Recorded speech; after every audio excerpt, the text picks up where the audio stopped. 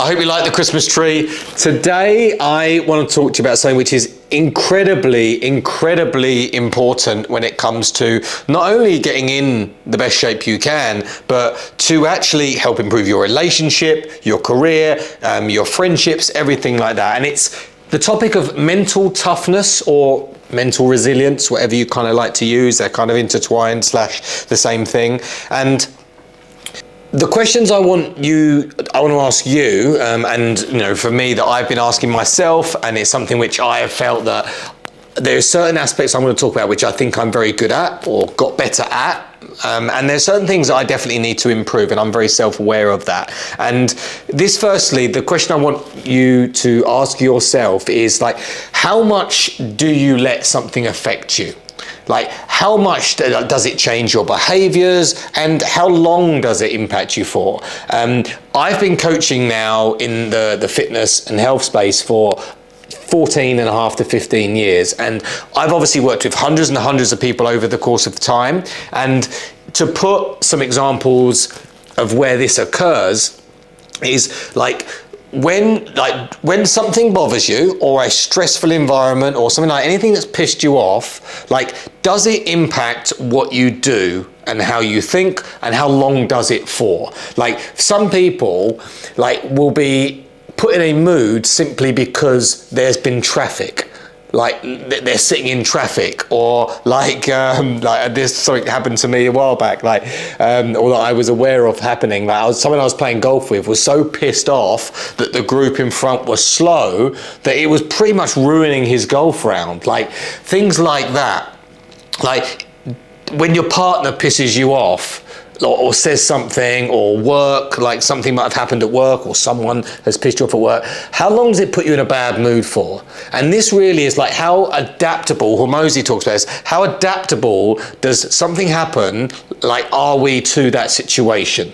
Like, does it knock us off? And in the health and fitness space, and clients I've worked with, like, there'll be certain things that we have to obviously have to work on internally and mentally. Is like, a stressful day can impact food choices, or they might step on the scale, and because they don't see the number that they want to, they actually, the behavior changes to actually sabotage and push them back the other way. And that'd be like, what I like to call with my clients, the fuck it switch goes off, and they might then go and like eat something poor, or do something badly, or say, fuck it, I'm not going to go to the gym.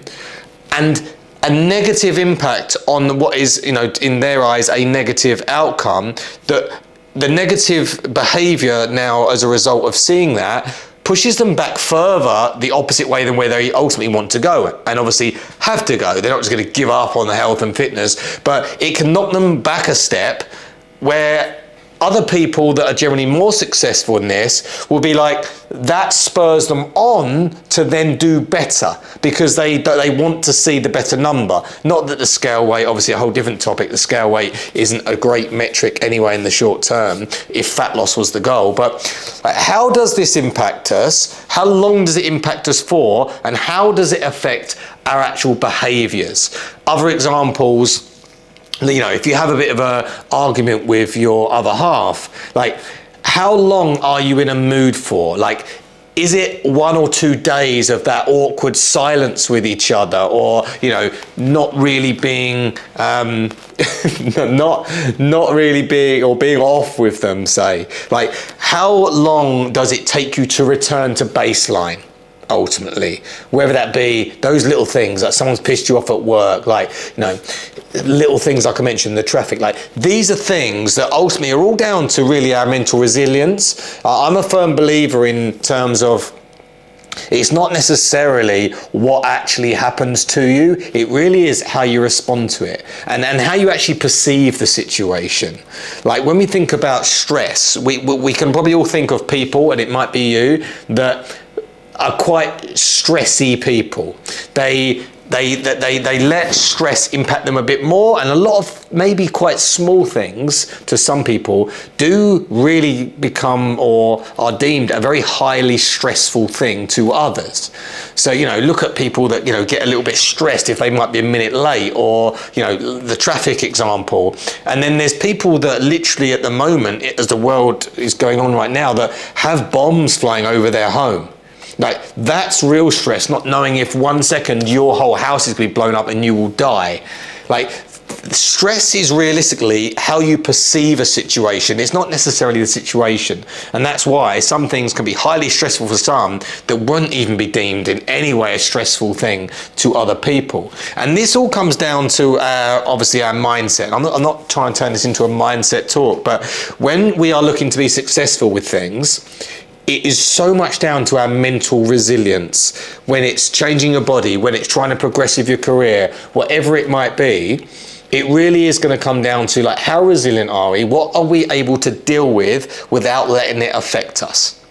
And certainly with regards to like a health and fitness point of view, you're trying to transform your body, you're trying to lose weight, you're trying to gain muscle, whatever it might be, like, it realistically comes down to being able to be more consistent with it and not let external factors knock you off.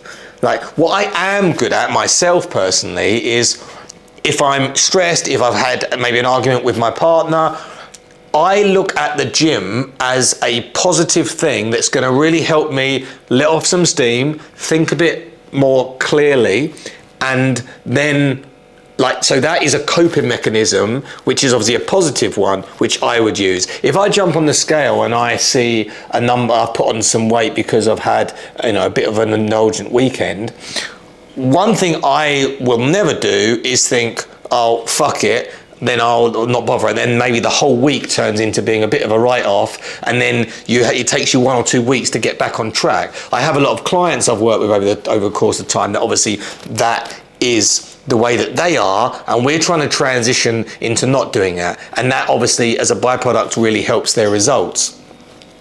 Something that I'm not particularly good at with, I guess, adapting to certain things is that if somebody does piss me off, I can maybe go a bit over the top and thinking, well, fuck them then. And not necessarily very, what would the word be, forgiving, say. There's 3 things that I want you to think about is, like, how often do you let something bother you, because that's going to impact a lot of things. How does it change your behaviors, and how long do you let it stay in your behavior? If it takes you 24 hours, 48 hours to return to baseline, even if it was, especially if it's a smaller thing or a deemed smaller thing, like, that is probably too long for you, and you have to work on your adaptability to certain situations, your stress tolerance, things like that. So the bigger question, and one maybe which is a tough answer, is how do you become more mentally tough or mentally resilient? And that is certainly something which is a work in progress. It's working on it. It's being aware of what you're like, your traits, your behaviors as a person, and trying to improve them. It's like, you know, of course, when we're in an environment that it becomes more difficult, like if you are not engaging in exercise regularly, you do not sleep enough or well enough, like if you're tired on whatever or stressed, like you aren't going to be thinking as clearly as what you could be. So, you know, first things first, like, get a bit healthier, make sure you try and sleep better, because you are going to make smarter decisions. Don't use things like alcohol. Like, when alcohol is involved, you are going to make decisions and behave in ways which are not you as your more mentally clear and sober self. So, and a lot of people do use things like alcohol as a coping mechanism to escape, to kind of like as a stress reliever to calm them down, but you're never going to make the smartest decisions in that way. It might calm you down, but we've got to then look at, right, what are the coping mechanisms? But I've had clients as well that, you know, alcohol would be something that they go to when they've had a long day, when they're stressed, etc., if they have an argument with a partner. Like, these are all things that, in my opinion, or a coping mechanism, certainly in my opinion, is one that you want to steer further away from. But in terms of like, how do you become more mentally tough, mentally resilient? It is sitting in that position, reflecting on it, like what could I have done better? Sometimes the right thing to do is to take some time, like you have an argument with your partner, to actually get some space, think about it, rather than in the heat of the moment say things, do things you regret, and or whatnot. But if we think about like things more from a health and fitness point of view, it's like, right, how do we let things affect us, and how can we improve doing that? For all of the people that I have worked with, what has been groundbreaking is the way they look at things. We've got to think, like, if we are not losing weight or improving how we look, it is our responsibility. This is our own action ultimately, and inactions that have caused that to happen, whether it be not at the speed we want it, or just not even the result we want it, in terms of like just full stop not progressing in the way we are. Like, if that not achieving that result means that it pushes you further away, like it doesn't become an information problem and a plan problem. It becomes your reaction is the problem. Like, it's your mindset, your own head is getting in the way of you progressing. Because certainly from a body transformation or weight loss aspect, it is more a mental fight / challenge than it is a physical one. Like, we all know that we need to burn more calories than we consume. We need to exercise a bit more or be better at making decisions with food, etc. It is not a physiological thing that realistically stops us. It's a decision-making thing, and it's realistically how our relationship with food, for one, and what happens to us. How do we let it affect us when we're tired after a poor night's sleep or something, or the kids are stressing you out, or they kept you up, or work has you've had a shit day at work. Like, if that impacts our food choices or in any way things that obviously sabotage us, like, then it leads us to go backwards. And if we have more times like that we go backwards, then better times that we go forward. That's what keeps us stuck. That's what keeps us maybe going the wrong way rather than the right way that we want to. And those clients, and obviously what has helped me transform my body over time, has been like not letting things actually impact my food choices and my behaviors that obviously take me closer to where I want to be. Like, even from a work point of view, like, I've become very, very good at still delivering to my clients, still being able to get them to achieve results, to be able to put in the hours and whatnot. Even when I am tired, certain things personally have maybe knocked me off. I wasn't going to talk about this, but one thing, there's been two things recently, to be honest with you, that I have done quite a good job of actually reacting to in a positive way. There's obviously lots of things over the course of time I haven't, but I'll share two things. Like, one thing, obviously, I did lose a substantial amount of money to what turned out to be an investment that was a scam, or two to be precise. Like, we're talking a lot of money, well over multiple six figures, and I had to adapt to that, to look at that as, this is just a very expensive lesson. At the end of the day, I think that there is never going to be a negative to just looking at the positives in certain situations. Like, at the end of the day, things can always be worse. Like, I could have died. I still have my health, and no amount of money can buy that back. If I still have my closest loved ones around me, then great. At the end of the day, I would give £200,000 to get a loved one back, to obviously save my life. So at the end of the day, it's a lesson. Another thing was when I herniated the disc in my back. No idea how long I'd be out of training for, and obviously it's a lifelong thing. Like, we can sit and feel sorry for ourselves. We can blame other people. Like, I can blame the people why their money's lost. I chose to invest, not my field. I trusted people I shouldn't have done, and it's just a bad decision. My back, I obviously the accident could have not happened, but I can look at it in terms of, right, well, I can work around that. I can be focusing more time into work. I'm not playing golf anymore. I'm not able to go to the gym. So I'm going to put more time into work. I'm going to put more time and energy into my diet, so I get leaner through this phase, that when I can then go back into the gym, I'm leaner because of it. Rather than the other side of things, I could have said, well, fuck it, felt sorry for myself, pigged out, and, you know, sat and watched TV and thought, you know, I'm a victim here.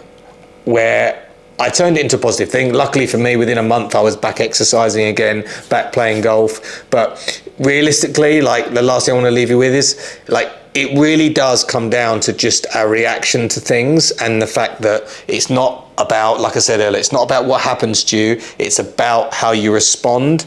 And if we can always work on, like, not letting things affect us and change our behavior, or not, or getting back to baseline, to our normal, better behavior sooner, then we will have a better outcome for whatever it is we are working on. And if that is your health and fitness, or if that is your relationship, like, you are going to have a better relationship, you are going to have a better body, have more energy, and have a better quality of life. Like, you know, the same for anything. Like, there is no downside to working on this part of your mindset and everything like that.